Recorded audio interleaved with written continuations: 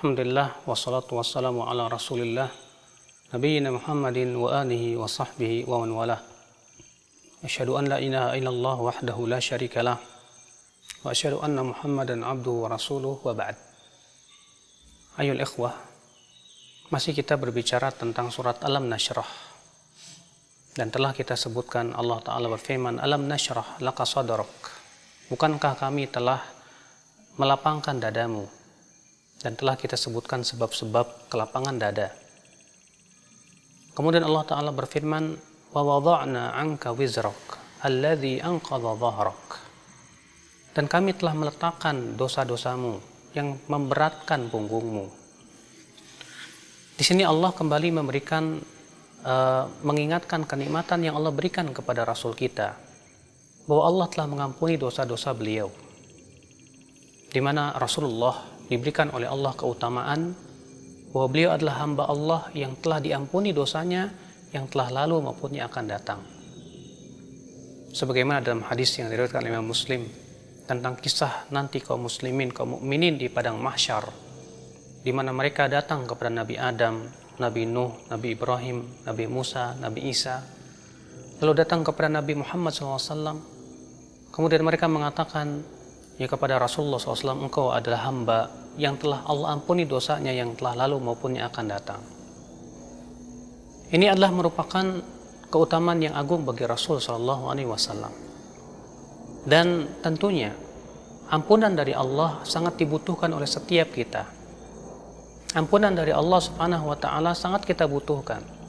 Di sana ada sebab-sebab datangnya ampunan Allah Subhanahu wa Ta'ala, di mana Allah Ta'ala disebutkan dalam hadis yang diriwayatkan oleh At-Tirmidzi. Allah Ta'ala berfirman, ya ibna Adam, innaka ma da'autani wa rajautani ghafartu laka ala ma kana minka fala ubali.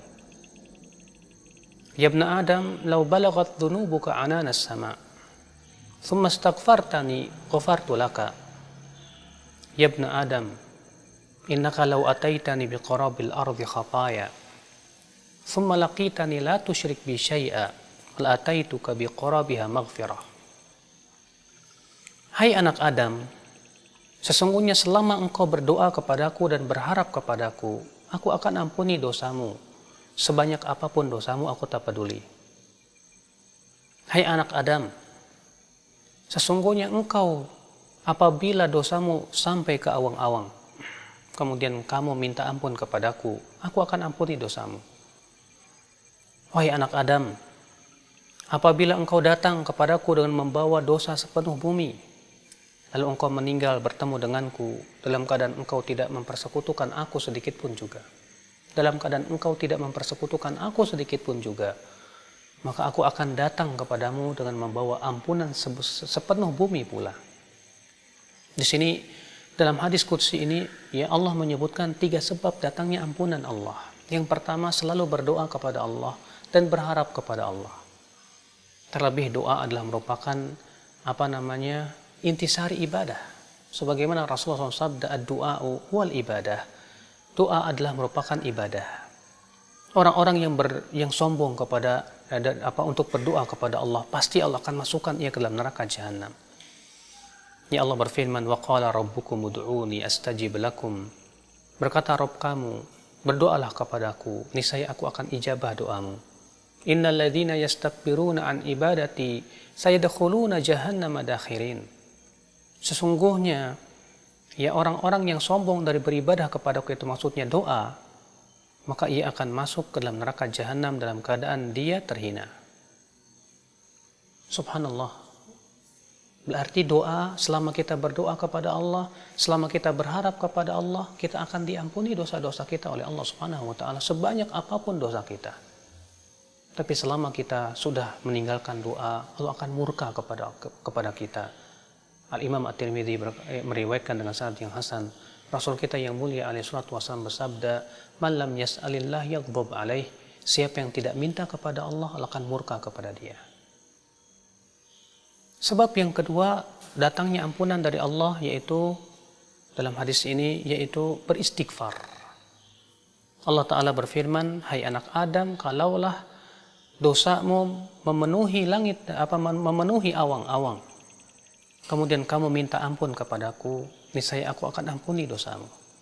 Istighfar, ya, memberikan keuntungan bagi seorang hamba, diampuni dosa-dosanya. Bahkan istighfar bukan hanya mengampuni dosa, tapi mendatangkan pintu-pintu rizki, membuka pintu-pintu rizki. Sebagaimana Nabi Nuh berkata kepada kaumnya, faqultu astaghfiru rabbakum innahu kana ghaffara yursilis samaa'a 'alaikum midrara wa yumdidukum bi amwali wa banin wa yaj'al lakum jannati wa yaj'al lakum anhar. Ya.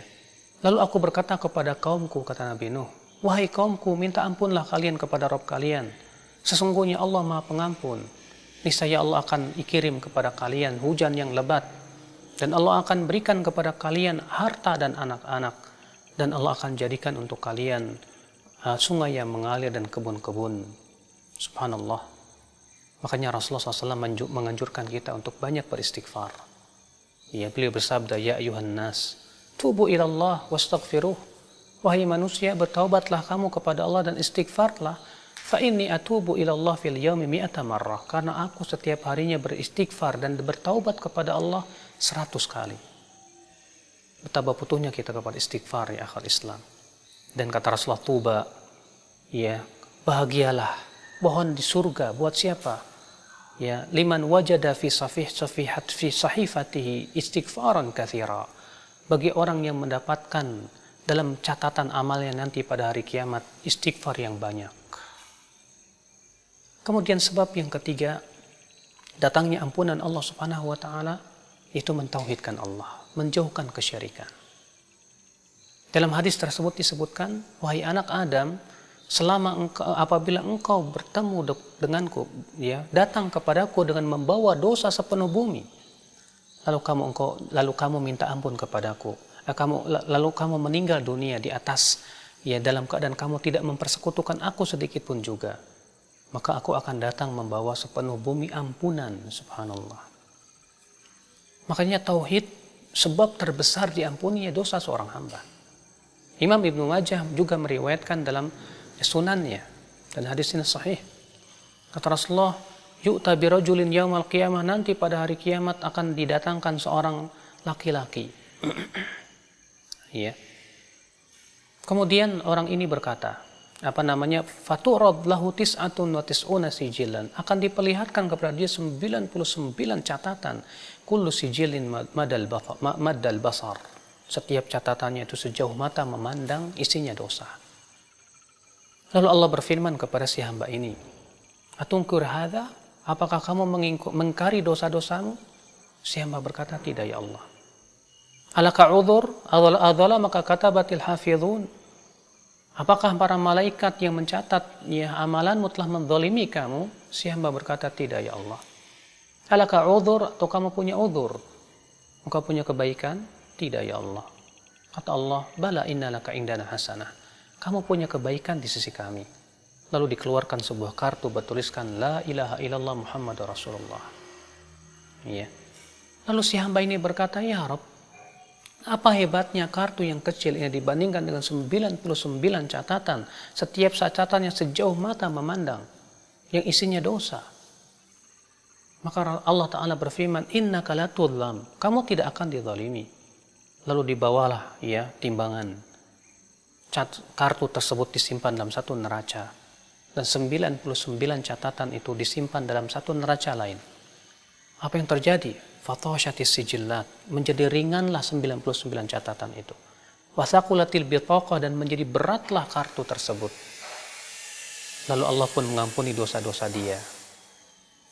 Subhanallah, ini sebab terbesar seseorang itu diampuni dosanya oleh Allah Subhanahu wa taala. Di antara sebab datangnya ampunan yaitu seseorang beramal saleh. Karena orang yang beramal saleh digugurkan dosa-dosanya berupa sholat. Sebutkan dalam hadis bahwa Rasulullah SAW mengatakan seorang hamba ketika sholat diletakkan dosanya itu di atas kepalanya. Kemudian apabila dia ruku maka akan berjatuhan dosa-dosanya itu. Apabila dia berdiri diletakkan lagi, ketika dia sujud berjatuhan lagi dosa-dosanya. Demikian pula berwudu. Kata Rasulullah, ketika seseorang yang mencuci wajahnya akan berjatuhan orang berguguran dosa-dosanya yang dilakukan oleh wajahnya bersama tetesan terakhir daripada apa? Ya, air tersebut. Subhanallah ya akhal Islam. Bersedekah juga demikian, menggugurkan dosa-dosa. Bahkan meninggalkan dosa-dosa itu sendiri, ya dosa-dosa besar terutama, itu menggugurkan dosa-dosa kita. Sebagaimana Allah Ta'ala berfirman, in tajtanibu kaba'ira ma tunhauna anhu nukaffir ankum sayyi'atikum. Jika kamu meninggalkan dosa-dosa besar yang dilarang terhadap kalian, maka kami akan gugurkan dosa-dosa kecil kalian itu. Semoga kita termasuk orang-orang yang dimaafkan oleh Allah. Ya. Dan termasuk orang-orang yang diletakkan atau digugurkan dosa-dosa kita, sebab dosa itu kelak akan memberatkan punggung kita kelak pada hari kiamat. Subhanakallah bihamdik. Asyhadu an la ilaha illa anta astaghfiruka wa atubu ilaik. Wassalamualaikum warahmatullahi wabarakatuh.